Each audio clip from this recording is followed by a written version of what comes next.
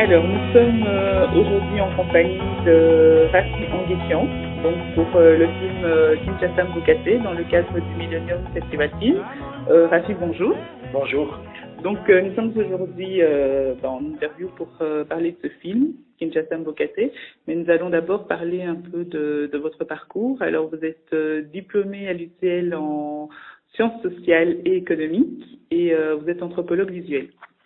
Tout à fait, en fait, je vais juste corriger, j'ai étudié à la VUB, donc je suis néerlandophone à la base.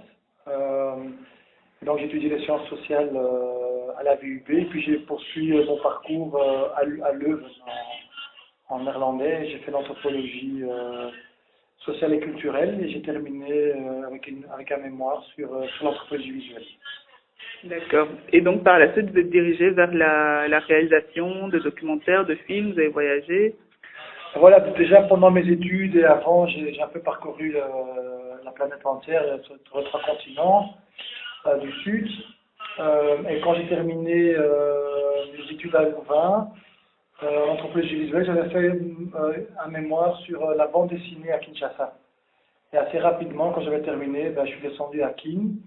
Et j'ai commencé un peu par hasard à travailler avec des artistes BDistes. Et finalement, pendant 3 ans, j'ai produit plusieurs projets culturels avec eux. Et ça s'est terminé avec une grande exposition intitulée Talatala, qui a eu lieu à Bruxelles en septembre-octobre 2007, dans le cadre du grand festival Yambi. C'est un projet de partenariat entre la Belgique et le Congo. Et la Belgique a invité 150 artistes du Congo pour venir présenter dans différentes disciplines un peu la production artistique et culturelle du Congo. Et c'est à partir de là que vous avez fait sous le charme du Congo, donc vous avez voulu plus travailler au Congo, à Lubumbashi, à Kinshasa. Oui, tout à fait. Pendant ces 3 années-là, j'ai vécu plus d'1 an à Kin. Donc ça m'a vraiment permis de m'imprégner, d'apprendre à connaître la ville, d'avoir des amis, et d'être comme un poisson dans l'eau. Et pour la BD, j'ai dû faire plusieurs recherches, j'ai dû rencontrer plusieurs gens, plusieurs artistes. Et du coup, ça m'a permis d'aller à Lubumbashi, d'aller à Kisangani, d'aller au Bas-Congo. Et voilà, et puis j'ai rencontré d'autres artistes, et puis de fil en aiguille, j'ai commencé à produire d'autres projets, des expositions dans les arts visuels avec un sculpteur Freddy Timba, avec des vidéastes comme Douglas Ntimassimi, qui est aussi le réalisateur du film qui s'appelle Mbokate. J'ai rencontré les photographes, on a travaillé ensemble sur des expositions. Et avec des musiciens hip-hop, des rappeurs, on a fait des petites choses en rap, et puis voilà, donc j'ai fait plusieurs choses, toujours au Congo, dans un esprit de culture et développement. Donc l'idée c'était de soutenir les artistes au Congo, de les aider à faire leur travail, à faire leur art, et en même temps faire voyager ces œuvres au nord, pour faire découvrir au public, on va dire européen, belge, la production contemporaine au Congo. D'accord. Et donc, c'est en 2005, est-ce que c'est en 2005 que naît le projet de Kinshasa Mbokate? Ou après, et comment est né le projet? Comment est-ce que vous êtes rencontré avec Douglas et vous êtes associé pour réaliser ce film? En 2005, quand je suis descendu à Kinshasa pour la première fois, c'était avec Guillaume, on était 2, et on avait déjà une caméra avec nous. Donc il y avait déjà une réflexion, on va dire, cinématographique, de vidéos, de documentaires à ce moment-là. Mais comme on s'est de plus en plus investi dans des projets de BD, on a moins eu le temps de développer ce projet audiovisuel.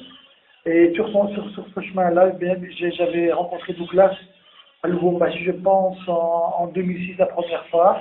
Et puis effectivement, c'est un projet que j'ai jamais lâché, mais j'avais pas vraiment le temps de le développer. Et c'est que en 2010 que j'ai pris le temps de dire voilà, maintenant c'est bon, je mets mes autres projets de côté et je reprends ce projet-là. Et à partir de 2010 jusqu'à aujourd'hui, je me suis consacré à part entière pour ce projet Kinshasa Mbokate. Et j'ai associé un collectif d'artistes que j'ai rencontré tout au long de mon chemin. Et qu'est-ce qui a été le déclic justement de ce film? Le déclic? Le déclic, c'est par rapport à l'émission Kin Makambo, ou qu'est-ce qui a été le déclic de vous dire je vais m'immerger dans la ville de Kinshasa et je vais essayer de transmettre ma vision à moi? Bah, disons que le premier déclic, c'est que j'ai toujours voulu faire le documentaire. J'ai pas eu la possibilité de faire une école de cinéma, donc j'ai vraiment dû faire mon parcours, on va dire autodidacte de jour en jour. Donc il faut aussi, quand on veut faire un film, il faut aussi avoir les moyens de les faire. Donc là, je parle plutôt avec ma casquette de producteur. Donc il faut trouver des partenariats, il faut trouver des bailleurs de fonds.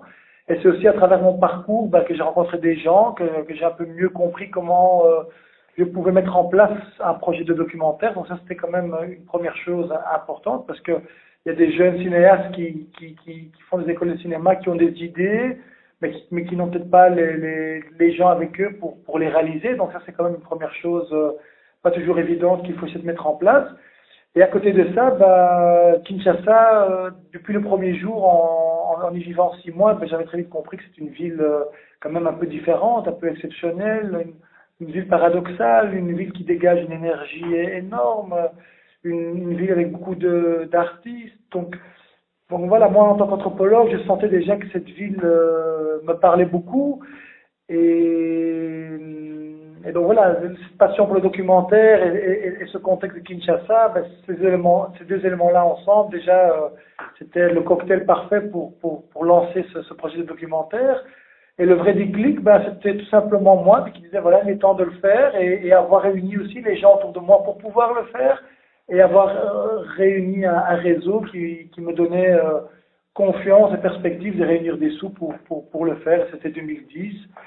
Et Kinshasa Mbokate, le titre, l'esprit, c'est venu voilà, aussi tout au long de mon parcours, parce qu'en tant qu'anthropologue, en menant des projets culturels, j'ai toujours essayé, avec la BD, avec les sculpteurs, avec les photographes, j'ai toujours essayé de parler des réalités, voilà, les réalités du terrain, les réalités culturelles, plutôt culturelles qu'on y retrouve. Et donc voilà, c'est un processus assez naturel qui s'est mis en place en fait. Et justement, donc vous parlez des réalités de la vie, et pour dans cette réalisation, vous avez suivi les caméras de Kin Makambo. Est-ce que vous pensez que c'est le meilleur vecteur pour vous immerger dans la ville, étant donné que c'est une émission qui est populaire, mais qui utilise un peu les malheurs des gens ou les faits divers un peu improbables comme fond de commerce, on peut dire? En fait, comme l'objectif de départ, c'était de faire un film sur Kinshasa, la ville de Kinshasa, et donc pas vraiment de prendre un personnage particulier et de suivre dans un parcours plus intime un personnage. Donc on voulait vraiment prendre la ville comme point de départ, ce qui est quelque chose de quand même assez difficile, parce que prendre une ville comme sujet, c'est on commence où, ça se termine où. Donc c'est déjà, il y a déjà une complexité à la base.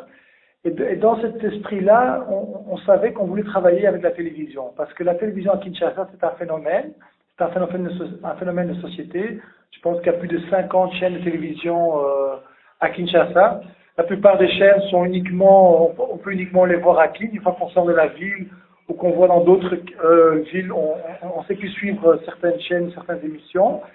Et à partir de là, en fait, c'est Douglas Ntemasemi avec qui j'ai réalisé ce film. C'est lui qui a proposé de travailler avec Molière TV, mais plus particulièrement Kin Makambo. Pourquoi Kin Makambo? Parce que Kin Makambo, c'est une émission journalière. Elle passe tous les jours à Kinshasa. C'est une émission de 1 heure qui regroupe à chaque fois plus ou moins 10 thématiques. 10 thématiques, 10 sujets qui durent à chaque fois 5 minutes. Et finalement, c'est l'émission la plus regardée à Kinshasa. Je dirais pas la plus populaire, mais quand même la plus regardée, donc c'est déjà un phénomène, c'est un fait de société. Et à partir de là, quand on essaie de voir cette émission Kin Makambo de plus près, Kin Makambo, ça veut dire quoi? Makambo veut dire problème. Donc Kin Makambo, si on traduit, ça veut dire ville à problème.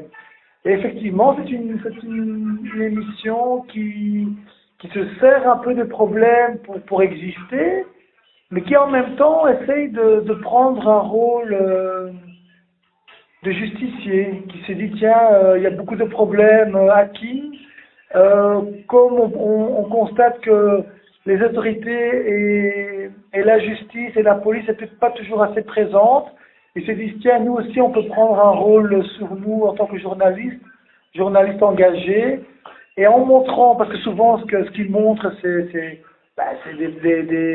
des problèmes reliés à des voyous, à des voleurs, voilà, à des gens qui ont peut-être des mauvaises intentions. Et en fait, ils veulent un peu faire leur procès, en leur braquant une caméra sur la tête, en diffusant leur tête partout dans la ville. Ils veulent un peu décourager voilà, ces gens-là en disant que voilà, si vous faites des choses que vous ne pouvez pas faire, nous on va le montrer, on va montrer votre visage à la télévision et ça va peut-être un peu faire un procès public aussi quelque part. Oui, c'est vrai qu'il y a des moments où on a vraiment l'impression que c'est un procès, comme ce magicien, que tout le monde est là, elle n'est pas pour donner son avis, mais pour le juger par rapport à ce qu'il a fait et qu'ils sont en train de faire leur mea culpa, ou même quand on voit ces deux enfants là, c'est Kuluna, et qu'on fait leur procès, oui, vous n'avez plus le faire et tout ça. C'est cette image-là que vous vouliez montrer? Mais nous, ce qu'on voulait surtout exprimer, c'était déjà à travers Kim Makambo, on comprend les réalités de la cité, parce que là, je parle surtout de la cité, parce que Kim Makambo, quand même, 3/4 du temps, traite du sujet de la cité. Le film d'ailleurs, Kinshasa Mbokate aussi, ça se passe essentiellement à la cité. Et la cité à Kinshasa, bon voilà, elle a plusieurs facettes, mais c'est pas toujours la belle vie à la cité, comme dans toute grande ville, hein, une cité a toujours des réalités un peu compliquées. Mais en même temps, les journalistes de Kin Makambo, ce qui m'a quand même un peu touché, c'est que c'est ces journalistes qui le font avec le cœur, avec une revendication. C'est des journalistes un peu militants et ils le font peut-être pour la bonne cause. Ils ont vraiment envie de contribuer à un meilleur monde à travers leur travail, à travers leurs émissions. Je ne dis pas que le directeur de la chaîne, lui peut-être, il y a peut-être une approche plus commerciale et lui va peut-être plus se servir des problèmes de la ville pour gagner ses sous à lui et faire son travail à lui. Mais en même temps, les journalistes eux-mêmes, pour eux, il y a quand même une réflexion journalistique derrière. Après, au niveau de la déontologie journalistique, on peut se poser des questions, on peut se dire, ben voilà. Mais en même temps, bon, c'est pas à moi ou à nous de faire ce procès-là. Je pense qu'il y a aussi une dimension culturelle quand on parle de déontologie journalistique. Mais moi, je trouve que le journaliste Herven, ce qu'on voit dans le film, ben voilà, lui, il le fait pour la bonne cause. Et puis, il a envie parce qu'à ce moment, il dit dans le film, si les autorités ne sont pas au courant de certaines réalités, ben grâce à nous, au moins, ils peuvent le découvrir et ils peuvent se rendre compte peut-être des réalités qui nuisent peut-être un peu. Ça donne aussi un peu la voix aux sans-voix.